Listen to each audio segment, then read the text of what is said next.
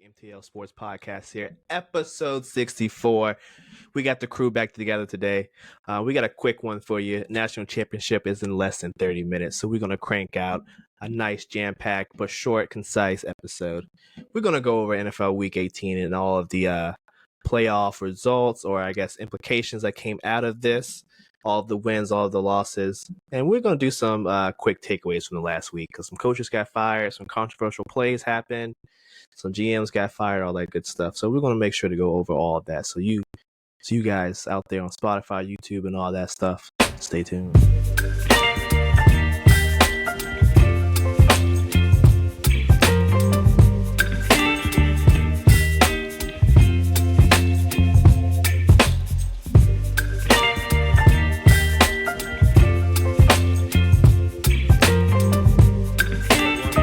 We're back. Let's get started. NFL Week 18, the last NFL Sunday of the regular season. It's a sad thing that happened. We have to wait until, August before we get some more, I guess, regular season or preseason football. But we still got another month of playoff football. But we're going to go over really quickly Week 18, the last week, all the things that came out of it. Lawrence, let's start with quick takeaways from some of the games. What do you got for us? Well, I can tell you straight up right now, I watched a total of 4 games. As Week 18 came, as a Panthers fan, I was done with the season. My feelings were hurt. I'm just ready for playoffs. The Texans Colts is a game that I did dive in very deep. I did pay attention to very deeply. Saturday night, didn't have much else to do. We all say our prayers to is it Tyler Goodson? I think it's Tyler Goodson. We all give our prayers to Tyler. Make sure his mental health and his it's just Goodson. I don't know what his first name is. Kalen. We pray Goodson that right here. It's either Tyler or I don't know the other one. It's a Goodson. It's a Goodson. Or does that say Granson? It's a Goodson. What happened? I don't know about this. Oh, he dropped the ball at the end of the game. But you're a professional and you're meant to, get paid to make that play. Was it a little behind him? Yeah. You got to catch it. But it hit your hands, point blank. It hit your hands. And you're wide open. And it was on 4th down. Minshew could have given you a better ball, but also Minshew has a guy in his face. So, Minshew just getting you the chance to get the ball is like pretty much a lot on its own. So, yeah, it was just one of those unfortunate things. It was also, I don't know if it was just me that thought it, but it was a little baffling how the Texans had like a firm grip and grasp at this game. It felt like if they wanted to do something, they could do it, and if they went out of their way to try to do it, it would work. And it just felt like in the second half, the team fell off for about the whole entire third quarter. And then they just came back to life in the fourth quarter. But it just seemed like something at halftime I don't know, something didn't resonate with the team. Something just felt wrong coming out of the half. And I think they did a good job of righting the ship into the fourth quarter and then winning the game, therefore at the end. Putting the Colts in that, tough position. But, I mean, absolutely, they just – I had first couple plays, they were just like, okay, we came to play. We came to sling the ball. Let's just get after it. Nico Collins had himself a really good game. I kind of thought C.J. Stroud would have a more effective game, but they definitely were trying to get the run game involved in this game, which did work, didn't work, worked here, didn't work there. You'll see by the averages that it didn't really work, but in my opinion, it was an effective enough run game in order for the play action to work. On the other side, the Colts really wanted the run game to work, and they really got the run game to work. So that's going to be something that you're going to have to look for in the postseason with the Texans matchup against the Browns. If we know anything, the Browns do love to run the football. And I'm not going to lie, it's a little scary of a team to have to face because the Colts ran all over you. If only their quarterback play could have just played a little better and they could have gotten timely plays. Honestly, this game all came down to the fact that the Texans could convert on third down. The Colts could not convert on third down. That's pretty much what the whole game came to. Outside of this, I was watching that Bills-Dolphins game. I watched a little bit of the Panthers-Bucks just to see if they would have an upset. I watched a little bit of Falcons. I watched a little bit of Falcons, Saints, and I watched a little bit just because it was snowing. Jets and Patriots. So, to be honest with you, I just I wasn't really passionate about any of the games that were on. It was also your boy's birthday, so I didn't do anything. But I don't know. I just wasn't in the mood for football. That I don't know what it was, but I watched some things, but. Really, I watched the Texans and I really watched the Bills. Those are the two main games I watched. Other than that, I was just floating around. Low-key got my girlfriend into watching the show Reacher, so I was kind of watching Reacher all day. But, things happen. All right. Well, you talked about the Bills and Dolphins. Let's go into that one. That was the last, Sunday night game? Or was that? It was the last Sunday night game of the regular season. Yes. I mean, there's technically Sunday night playoff games, but I mean, it's not the next same. Week exclusively on Peacock. Yeah. Chiefs, Bills. Have fun with that one, guys. I think that's isn't that just a Saturday night game? Yeah, Saturday at like 8 or 8:30, I think. Yeah, which one? I don't remember who they said they were going to play. Is it Dolphins and Chiefs that are playing on it, or is it Bills and Steelers? Dolphins, Chiefs for that one. Okay. Honestly, that's kind of not a bad one to have playing on that game. But the main thing about this game is it should have been way worse than 21-14. I mean, it should have been way worse. I mean, we're talking the Bills should have been up 35-14. I don't know. Josh Allen 42-14. Josh Allen was doing Josh Allen things. I mean, honestly, the Dolphins should be ashamed that they didn't capitalize on those turnovers. I mean, Josh Allen threw 2 picks. He fumbled once. You only got 14 points. Christian Wilkins' impressive strip sack, you'll see right there on the right side. That was one of the most amazing strip sacks you'll ever see. I mean, straight up, the bear hugged him. After the bear hug, knocked the football a little loose. And after the football was a little loose, took it from him and then fell to the ground with it. With it on top of him. I mean, it was just one of those things that's like, you could run that play about 4 or 5 or probably 10 more times and Josh Allen won't fumble that ball. It was just one of those, brilliant, amazing plays. But no, in my opinion, the Bills defense was losing so many players. They lost Rasul Douglas. They lost, I can't remember. They lost 3 guys on defense. The Dolphins did lose guys too, but I'm talking about the Dolphins love to throw the ball. They love to throw the ball. They love to throw the ball. The Bills guys, the Bills defense was losing guys in the secondary left and right. And no offense, but the second and third string guys, I mean, honestly, at this point, they're third string guys. The third string guys were covering them up. Outside of Tyreek Hill, nobody got open. I mean, just no one got open. No, and that's no Waddle. That's the problem with the game. So they just put all the attention on Hill. Hill can only get but open so many times, and he's hurt. He was hobbling. He was limping when he wasn't, in the game. He was limping on the sideline. You could see. The Dolphins' problem is they needed players to, make plays, and they didn't have anyone make plays the whole game. And the Bills' problem was they made plays all game. They just made really boneheaded mistakes at very costly times in the red zone, I think about 3 times. So that's why I said it could have been way worse. They're lucky that it was only 21-14. But at the end of the day, I thought the Bills' game plan for the game was just so much better. I also just think it was kind of rough for the Dolphins because they didn't have really much to game plan with. They were missing a lot of guys on offense, defense. Yeah. I mean, they were saying that halfway through the game that the Dolphins' edge rushers were all gone. They had 2 guys the rest of the game. So they had 2 guys to close the game out, which, to be fair, Ingram, he did an amazing job closing it out, being a 34-year-old who I think they said was on the bench at one point.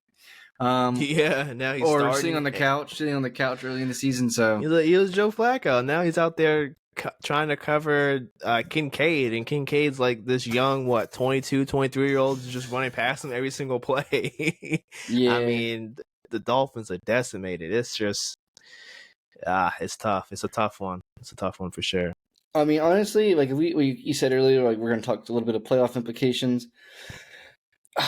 Honestly, all this Bills game did for me was it reassures that I think the Bills are going to win the first round against the Steelers. Oh yeah, no T.J. Watt. Yeah, no they're T.J. winning. Watt. They're winning. They're gonna destroy him. I don't know about destroy, but they're gonna beat him up. Because the Steelers couldn't even take advantage of the Ravens' second team. They barely won. Yeah, barely won against the Ravens. I have no idea what they're gonna do against the Bills. And honestly, the Bills, they just gotta be looking at like they're hot.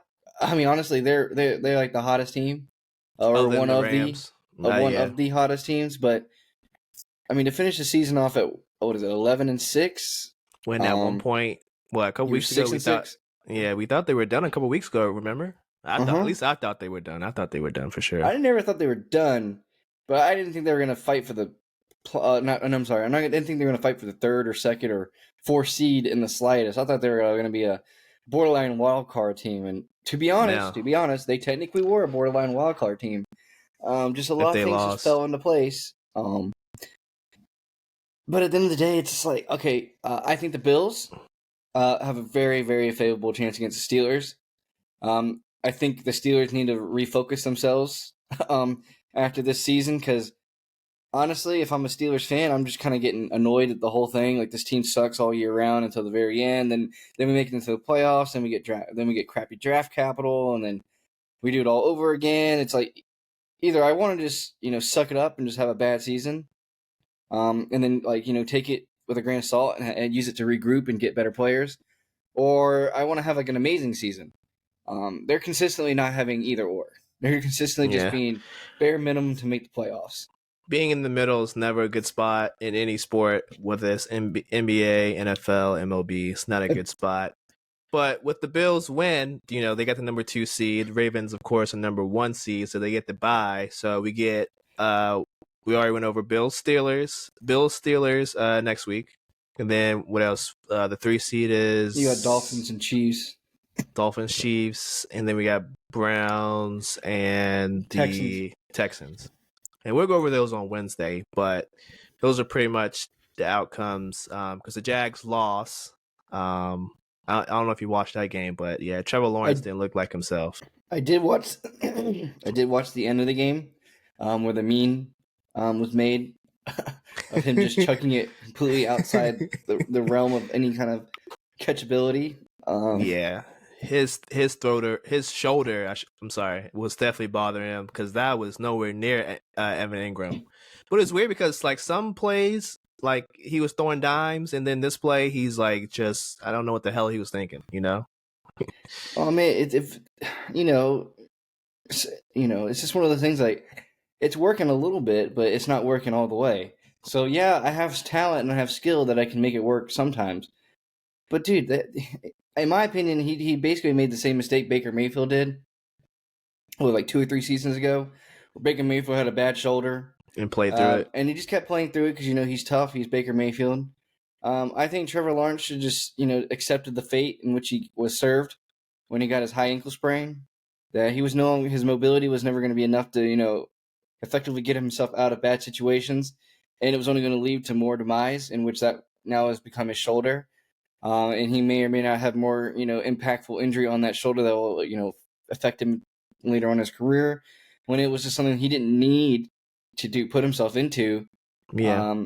Because he could have just taken a few games off, see what would happen, and then be ready for this one. Right? I mean, they basically lost the games anyway, so what was the point of even playing them? So it's like the beginning of it's like the beginning of the season for Cincinnati. It's like, okay, we lost those games anyway. Why are we playing Joe Burrow? It's the same situation. Yeah, well, you might as well just see what's going to happen on the end. But the biggest bummer for me in this game was I had a nice fat parlay made. It was with a bunch of other things. It was like guys who need to get certain things to happen in order to get some good incentive money. And one of the biggest things there was, which I thought was a guaranteed lock, was DeAndre Hopkins get 50 yards. They said if he got 49 yards, he would have gotten, I think it was like $250K. If he got a touchdown, it was going to be $250K.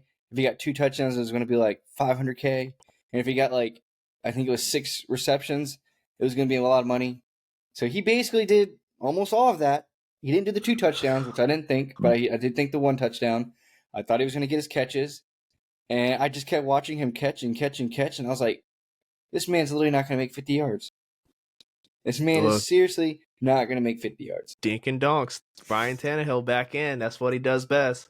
What a game by Derrick Henry. His last, I mean, it's definitely his last game as a Titan, right? Like he's not going to be back next year.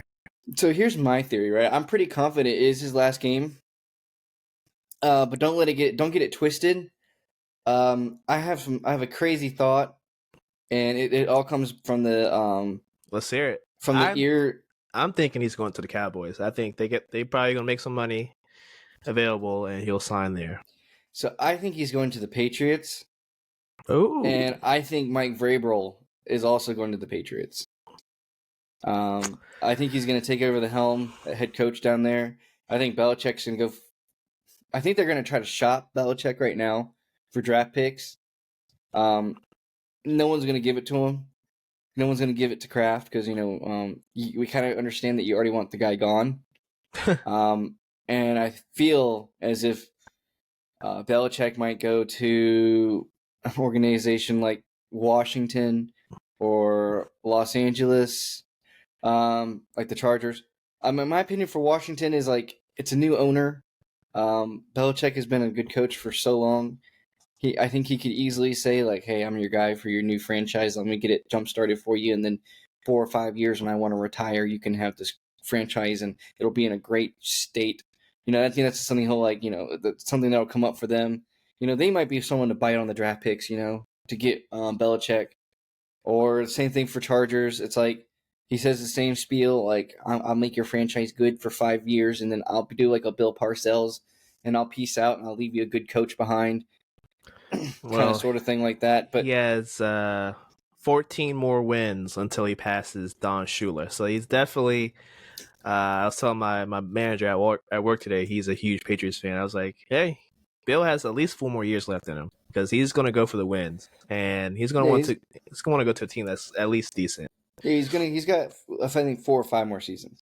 He's going to coach for 4 or 5. He's not going to be coaching the Patriots though. I don't believe that. Yeah, I don't think so either. And there's just the rumor that Vrabel's leaving Tennessee, and I swear to God, if Vrabel leaves Tennessee and goes to New England, you just know that he's going to take Derrick Henry with him. It's just guaranteed. Before we leave the AFC, one big, history was made in AFC North. Every team finished with a winning record. First time in the modern era. I think you have to go back to like 1935 or something. So pretty impressive, especially with all the quarterback injuries in that division. Everyone but Lamar got hurt. And Cincinnati had like one of the top 10 hardest schedules in NFL history. It was just really impressive. Jake Browning won some games for us. Moving to the NFC, let's start with the Commanders. Commanders got rid of Ron Rivera today. They're keeping the GMs in place right now for their search, but Josh Harris has hired Bob Myers, Warriors former GM, vice president of basketball operations, and what's the other guy? The ex Vikings GM. Forget the guy's name. How do we feel about this? Like, who do we think? I know it's early, but Ron was definitely not the right coach for the Commanders. But when we look back at the season, what was the quick takeaway from the Commanders season? An inept offense that led to a defense just crumbling. I think the problem with the defense is they got so many injuries and they had so many young guys on that defensive secondary. And honestly, it just kind of felt like they weren't well coached. They always got so many penalties. Yeah. Which was kind of weird for a Ron Rivera team to have a lot of penalties. So I'm not going to put any, I'm not going to speculate too much, but maybe Ron's battle with cancer was a little bit more rough than everyone knows. Maybe other people were supposed to get do a little bit more help coaching. And that's why some of them didn't make it through the season, like KK Jack Del Rio, because it was kind of his defense that was the one getting all of the penalties. I also believe that it's just the O-line was just so bad. It's just like Carolina. I mean, you can look at the bottom teams and you can figure out a pattern of why bad teams are bad teams. Bad teams most of the time are bad teams because their O-lines are just so bad. They're just so bad. There's nothing you can do with it. The quarterback's just going to die. And you have to accept the fate that you picked when you decide to walk through the season with that O-line. And then you don't have anything to bail you out. There's no amazing running game. You have a good wide receiver, but he's not a dink and dunk wide receiver. He's a bomber. He gets down that field. He makes spectacular catches for you, but it doesn't matter because you're not going to throw him down the field because you can't, because you don't have more than 4 seconds to throw the ball. So not even that. I think that was the main problem with the season is the O-line was horrific, and there was just so much penalties on the defense, which that either comes from head coach or that comes from defensive coordinator, and at this point, neither one of them are there. So that tells you all you need to know. Eric Bieniemy is still there. Josh Harris said that he'll let the new coach and GM decide the fate of Eric Bieniemy, but Eric has been linked to Pittsburgh, so he will most likely be moving on. We'll talk about this more on Wednesday, but I listened to the presser today, and I don't really appreciate the offensive lineman like throwing Eric Bieniemy and basically the whole coaching staff under the bus. You guys were pathetic this season. Why are you trying to use that as a scapegoat? You guys should have played better. Moving on, Arthur Smith has been fired as well after the Saints kicked their ass 48-17. Number one, how do you feel about, the whole Jameis thing trying to get Jamal Williams a touchdown? And you're asking the wrong guy. You don't care about the Saints. No. You hate the Falcons. I hate the Falcons. I hate the Falcons. Like any NFC team besides the Falcons will tell you that as a Saint, as a Buccaneer, and as a Panther, we all hate the Falcons equally. We all hate them so much. They are trash. So honestly, do I think it was an okay move? No, I think it was horribly disrespectful. If it happened to 29 other franchises in the NFL, I would be upset. But they're one of the 3 that I'm just like, it is what it is. I don't care if it happens to you. Well, my takeaway is Arthur Smith, you probably should have been down 41-17 in a game that's possibly win and you're in situation. You got your ass kicked. So what if Jameis and the rest of the offensive team that was out there decided, hey, let's get this guy one more touchdown? I understand they're in victory formation. There's the unwritten rule that you shouldn't do that. Who cares, bro? You're getting your ass kicked. What's one more touchdown? One more? Nah, it's victory formation, dude. It's victory formation. 41-17. He was going to get fired regardless if it was 41-17 or 48-17. I mean, he was going to get fired, but I mean... So I don't think that was the issue. I think the whole issue most people are having is like DA formation. No, I think people think that, the players are like openly disrespectful against DA and he's lost the locker room. And so, people like Shannon Sharp, who's like, these guys are disrespecting him. He's lost the locker room, and calling Jameis Winston loser mentality and trying to use him as a scapegoat.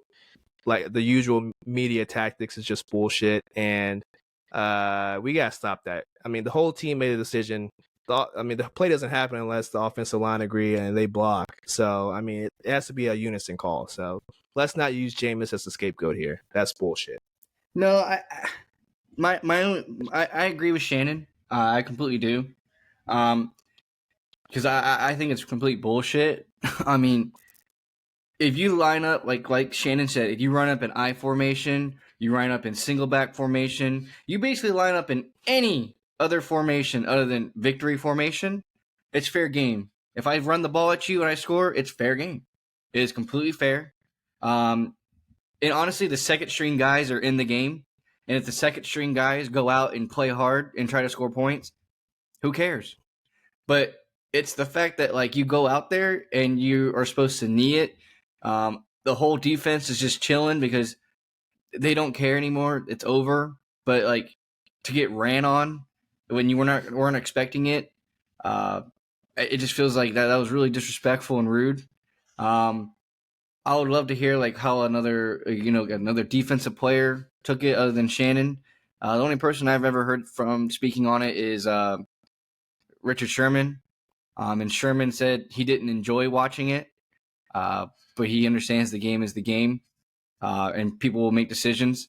But, you could tell that Sherman wanted to say a little bit more, but, as a Stanford graduate, a very sharp media man, he's not going to put his foot in his mouth and, try to make something more than nothing. I think it's just a whole bunch of nothing. There's nothing respectful about football. There's grown men out there trying to hurt each other. There's nothing respectful. Just don't put in victory formation. I mean, it's like, it's like when, Mayweather went to touch the glove. I don't remember who it was.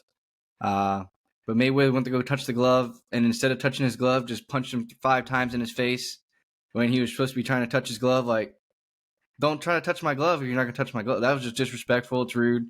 You shouldn't play like that. That's just cheater, loser mentality. Like, I thought Shannon was correct. Like, that's how low you have to stoop in order to do that. Then everyone, loser mentality doesn't win Heisman trophies. I'll tell you that, though. Well, Jameis won a Heisman, but, he got booted off the Buccaneers, and he never went to the playoffs with the Buccaneers, but everyone else makes it to the playoffs with the Buccaneers. That's still basically the same team he had, so he could barely get them winning records. So okay, Gronk and AB is the same team, but we'll disagree. We'll agree to disagree. I mean, what are you saying about this Buccaneers team? They got Baker Mayfield. What other player on this team that they have now? They actually probably have less talent. I think the division still sucks, so I think anybody was up for grabs, if we're being honest. Division sucked before, and Jameis still couldn't win it.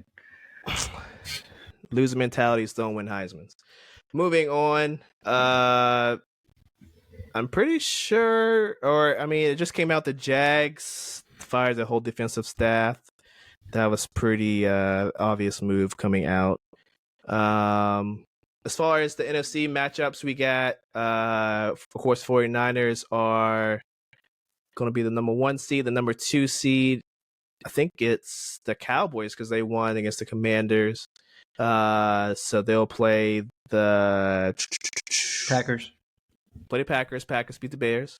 Mm-hmm. 3 seed, we got the Lions hosting the Rams. Stafford's going back to Detroit. We'll see how that goes.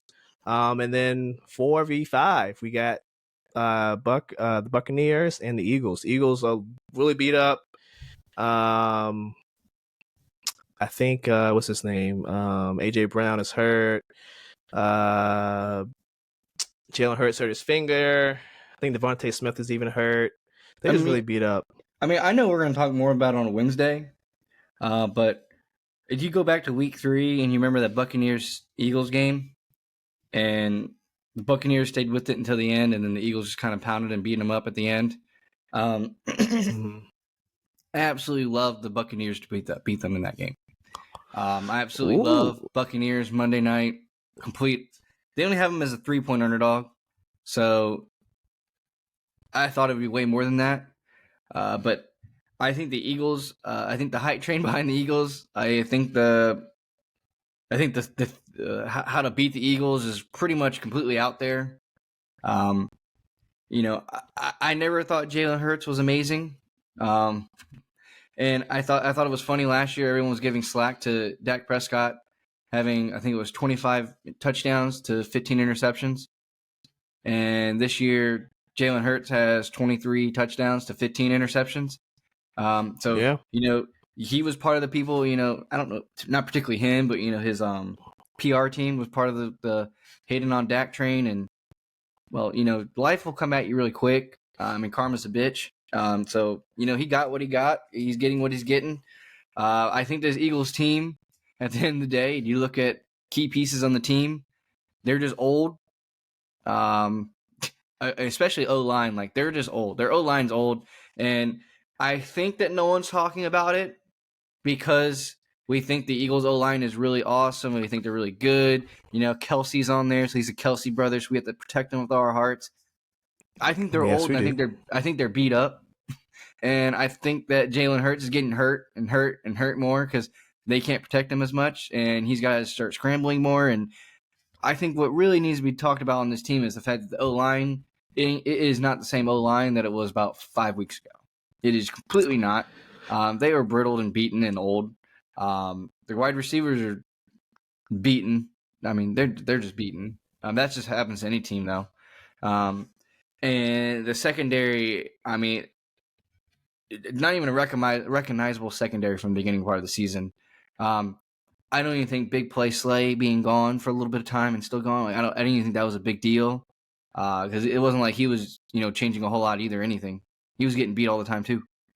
I just think, I think his name and his scariness. People were like, okay, we're not going to throw to Slay a little bit more. We're not going to throw it to Slay. Let's try to pick on Bradbury. Well, now that Slay's not out there, it's like, oh, the whole field's fair game. And I think most teams could have been looking at the field the same way the whole year. Because, like we said, I never thought Big Play Slay was doing all that amazing this year. I think it was just really his name that was really helping him out. Because people were like, oh, yeah, it's Slay. We're not going to attack Slay. Like, he's kind of a problem. Let's not have to, attack the problem. Let's go away from the problem. Yeah, I agree. They're falling apart before our very eyes. We'll see if they can, starting 0-0, as Jalen says, will help them out in any shape or form on Sunday. We'll talk about this more Wednesday, but I'm calling the Rams beating the Lions. That will happen. Yes, Stafford did say he's going to win a game for Detroit in Ford Field. It's just unfortunate he will win a game for the Rams in Ford Field in the playoffs. You hate to see it. That's pretty much, I think we covered everything. Any last open items we need to go over before this amazing national championship game, which I think is about to kick off at any minute? None for me. The only thing that's like, I think will be interesting is to see how certain teams fill spots and don't fill spots. Honestly, I think this offseason will be I think like a treasure trove for offensive line. Yep. I think we're going to see like one of the first off seasons where offensive line is like the most outreached and hyped position that people are going to try to get. Coveted, yeah. People are really going to overpay. That's a better word, coveted.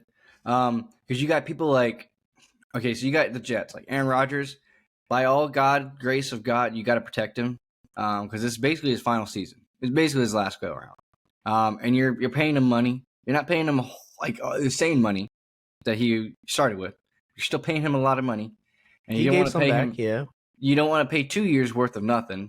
You got guys like Burrow. You got guys like Lawrence. You got guys like Herbert. Fields, if he stays there. Mahomes, Carolina. To be honest, too.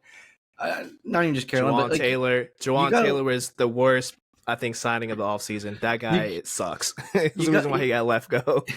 There's so many good young quarterbacks, like on established, not even just like on bad teams like Carolina, like just established good quarterbacks that had to fight this year with kind of bad O-lines.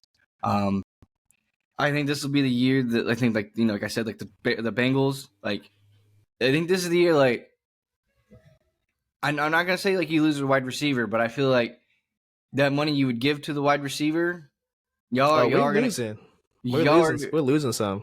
Y'all are gonna have to give that money to an O lineman, and maybe a little bit of a D lineman too, to beef up your run defense. I think DJ Reader's old. I think your secondary is established. I think it's decent. I don't think it's the out of the field amazing, but I don't think it's the worst.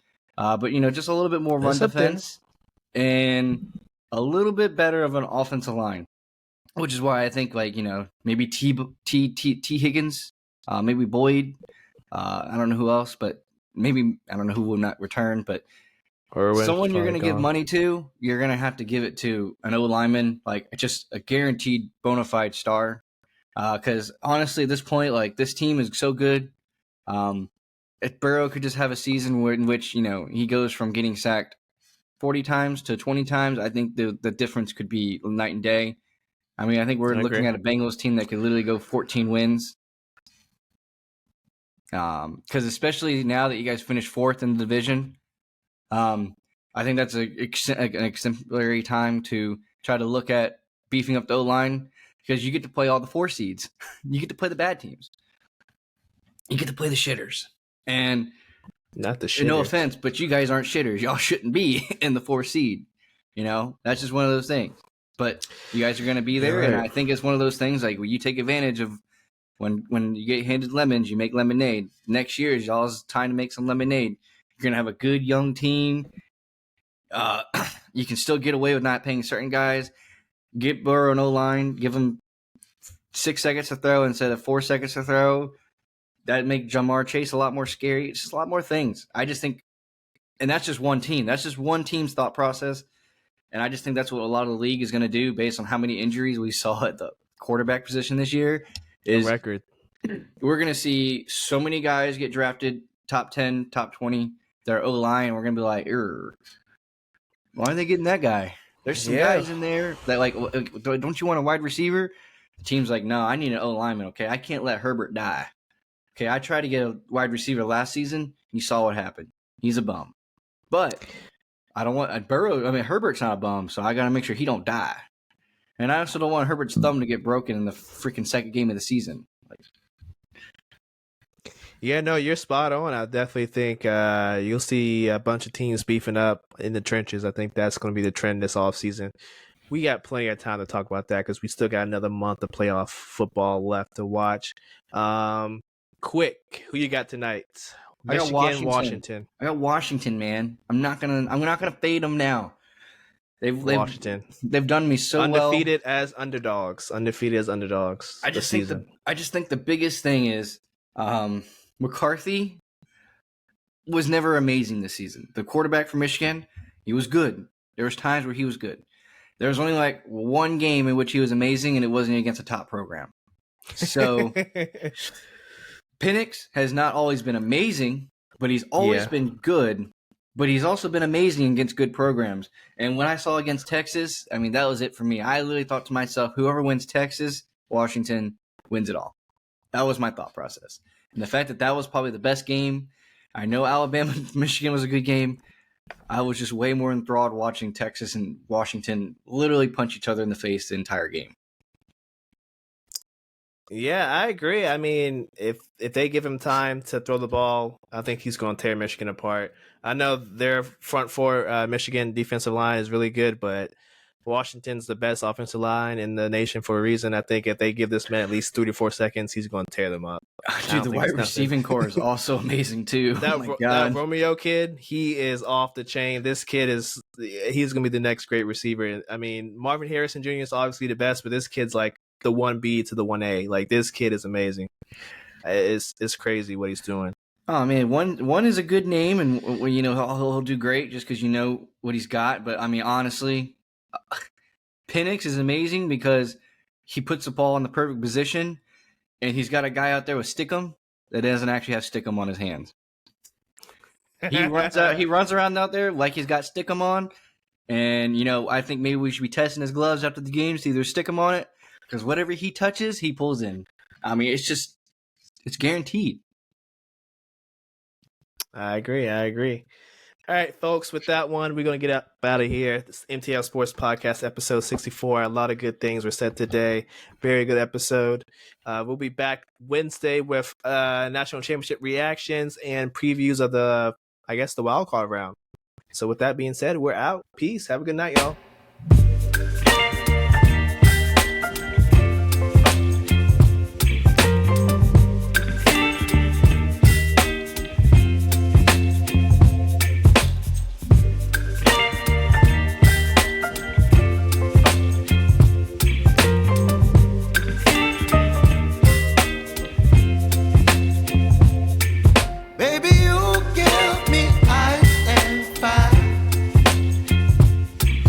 Me wind